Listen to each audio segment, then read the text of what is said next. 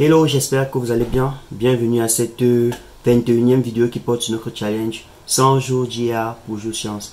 Alors, dans la vidéo précédente, nous avons montré ce que c'était qu'un test de normalité, quels étaient les différents types de tests de normalité que nous pouvons avoir. Nous avons parlé de la standardisation et quels sont les différents types de standardisation que nous pouvons avoir. Par la suite, nous avons essayé d'insister sur les différentes applications, les domaines dans lesquels on peut appliquer une standardisation, une normalisation, quand est-ce qu'on peut appliquer l'un comme l'autre en fonction du modèle qu'on essaye de mettre en favori ou alors du modèle qu'on essaye de mettre en exergue. Pour ceux qui ne me connaissent pas, je suis l'ingénieur Nguyen Ambani Augustin Serge, ingénieur sorti de l'école de géologie et d'exploitation minière de Menganga, spécialisé en géostatistique. Et donc, dans le cadre de ce challenge, j'ai décidé de lancer 100 jours d'IA pour géosciences, 100 jours de machine learning, 100 jours où je publie une vidéo chaque jour pour vous permettre de quitter de 0 à 1 en matière de data science, en matière d'intelligence artificielle, en matière de machine learning appliqué aux géosciences. Donc, pour ceux-là qui nous suivent depuis le début de cette aventure, n'hésitez pas à activer le gros pouce bleu pour liker nos publications, à partager nos différentes publications parce que cela nous donne du courage et surtout cela permet à l'algorithme Facebook ou l'algorithme YouTube de recommander cette vidéo à beaucoup d'autres personnes qui comme vous souhaiteraient participer à ce challenge et approfondir les compétences. Donc sans plus tarder, si vous avez à faire ces différentes actions, c'est-à-dire liker, partager, vous abonner sur notre page ainsi que des commentaires, si vous avez la possibilité, si vous avez des questions, n'hésitez pas à mettre des commentaires pour que nous puissions vous aider à répondre aussi à vos différentes préoccupations. Alors, sans plus tarder, nous allons directement entrer dans le code. Aujourd'hui, nous allons essayer de coder ce que nous avons dit hier. Nous allons essayer de faire une normalisation, une standardisation et de voir quelles sont les fonctions qui peuvent être utiles dans le cadre de la réalisation de ces différentes méthodes. Donc, let's go.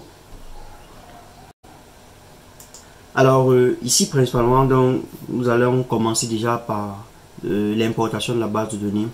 Donc dans la base de données, dans l'importation des packages, bien évidemment, là on importe package pandas, numpy, matplotlib, sklearn et principalement on va utiliser les fonctions min, max, scalar et standard scalar. Donc là on importe la base de données Jura avec laquelle on travaille. Là nous allons afficher certains paramètres de base pour pouvoir travailler avec cette base de données. Donc une fois que c'est fait, on va effectivement poursuivre avec une normalisation de données. Donc là on va utiliser la fonction min max normalization df et donc à l'intérieur on va effectuer une normalisation sur un ensemble de données et puis pour compiler cet élément ci on va effectuer encore une normalisation z-score. Donc aquí on effectue deux normalisations, une normalisation min max scalar et une normalisation z-score. Donc là je vais effectuer cela.